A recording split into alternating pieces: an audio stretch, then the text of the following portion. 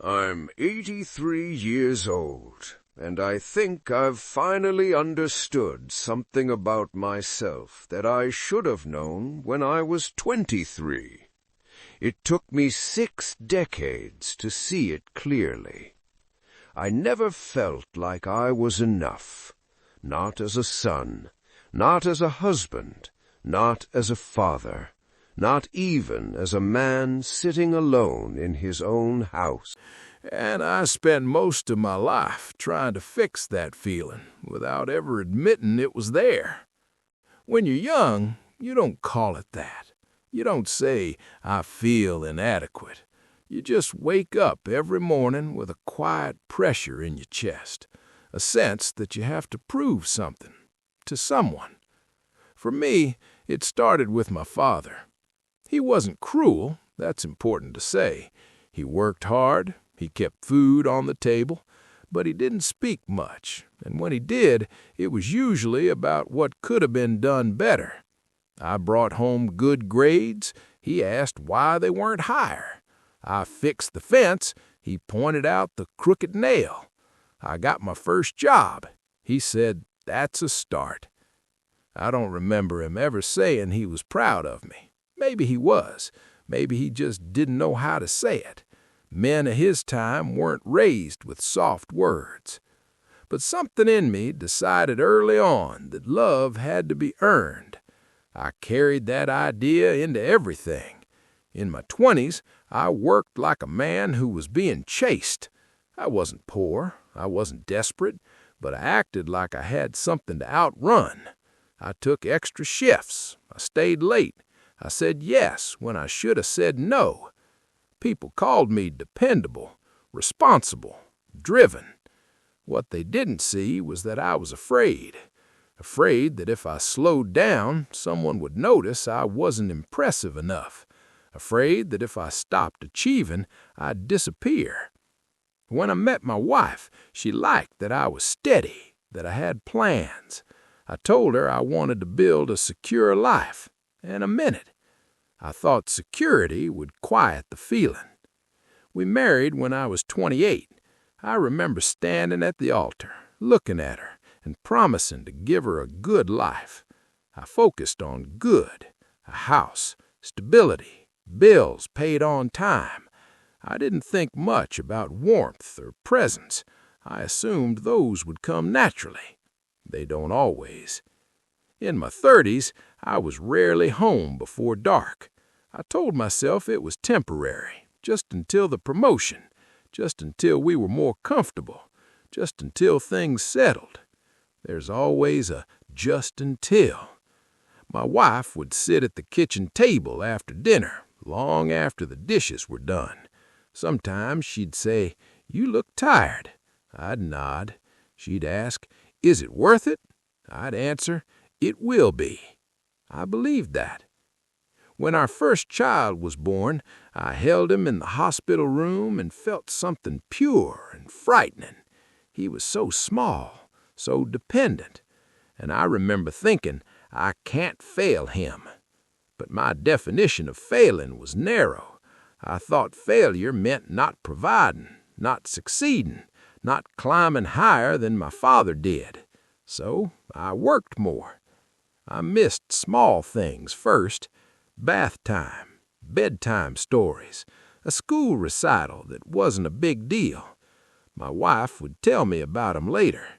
She once said, "He looked for you in the audience." Not accusing, just stating a fact. I told myself children don't remember those details. I was wrong. In my 40s, I had the house I'd promised, a reliable car, a respectable title at work. People shook my hand firmly. They trusted me with responsibility. On paper, I was enough, but the feeling didn't go away. It just changed shape. Now it said, "You can't lose this." I became careful, controlled, always alert to mistakes. If my son brought home a report card with one weak subject, I focused on that. If my daughter showed me a drawing, I suggested how it could improve. I thought I was helping them prepare for the world, What I was really doing was passing down the same quiet message I had received. Good is not quite good enough. I didn't see it then. At work, I was respected. At home, I was present in body, absent in spirit. My mind was always calculating, planning, measuring. Even on vacation, I checked in with the office. Even at dinner, I was thinking about what hadn't been finished. My wife grew quieter over the years. Not angry, just quieter. One evening, when we were in our late 40s, she said something I didn't understand at the time. She said, "You're here, but you're not with us." I brushed it off. I told her I was doing all of this for us. She didn't argue. That's the thing about slow damage. It doesn't announce itself. It doesn't slam doors. It settles in gently, like dust, until one day you realize everything is covered.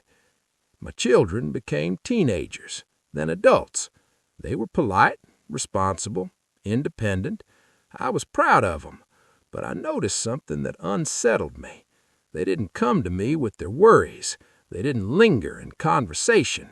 When they called, it was brief, efficient, just like me. I told myself that meant I had raised them well, that they didn't need me hovering. Still, there were moments. My daughter once said, half laughing, "Dad, you always look like you're grading us." I laughed too. I thought it was a joke. Now I know it wasn't. Through all of it, I kept thinking that one day I would finally feel settled, that once I reached a certain point, financially, professionally, socially, the tightness inside me would loosen. But every milestone only moved the line further. Enough was always just ahead. By the time I turned 60, I had achieved most of what I had aimed for. The strange thing was, I didn't feel relief. I felt tired. Retirement came quietly, a handshake, a speech, a plaque with my name engraved on it. People said kind things. They described me as disciplined, reliable, strong. No one used the word warm. The first morning I woke up without anywhere urgent to be, I sat at the kitchen table and listened to the silence. It was louder than I expected. My wife was across from me, reading. The house was neat. The mortgage was paid. I'd done everything I said I would. And yet, sitting there at 65, I felt the old whisper, "You could have done better." I didn't know then that the real question wasn't whether I had done better, it was whether I had been present. By the time I began to understand that question, it was already late. Not in a dramatic way. Nothing exploded. No one stormed out. Life just kept moving the way it always had. But the house felt different. My children had their own homes by then. They visited on holidays. They called on birthdays. They were kind, respectful, but there was a carefulness in them around me, a politeness that shouldn't exist between a father and his children. I started noticing what wasn't there. They didn't sit close. They didn't interrupt me. They didn't argue. At first, I told myself that meant I had earned their respect. Then, one afternoon, my son and I were alone in the garage. We were sorting through old tools. He picked up a small wooden car he'd made in elementary school. I'd kept it all those years. He turned it over in his hands and smiled. He said, "I remember this. You couldn't make it to the presentation, but Mom recorded it." I opened my mouth to explain. I almost said I had an important meeting, that it was unavoidable. But he wasn't accusing me. He was just remembering. And in his voice there was something I had never allowed myself to hear before. Distance. Not anger, not bitterness, just distance.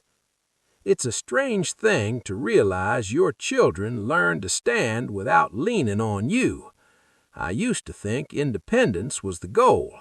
I thought if they didn't need me, I had succeeded. Now I see that being needed isn't weakness, it's closeness. Around 72, my wife got sick. Nothing sudden, just small things at first. Fatigue, appointments, tests, words from doctors that sound calm but heavy. I sat beside her in waiting rooms, holding her purse while she filled out forms. For the first time in my marriage, I had nowhere else I needed to be. No meetings, no deadlines, no promotions left to chase. Just her. One evening, after a long day at the hospital, she looked at me and said, "You're different now." I asked what she meant.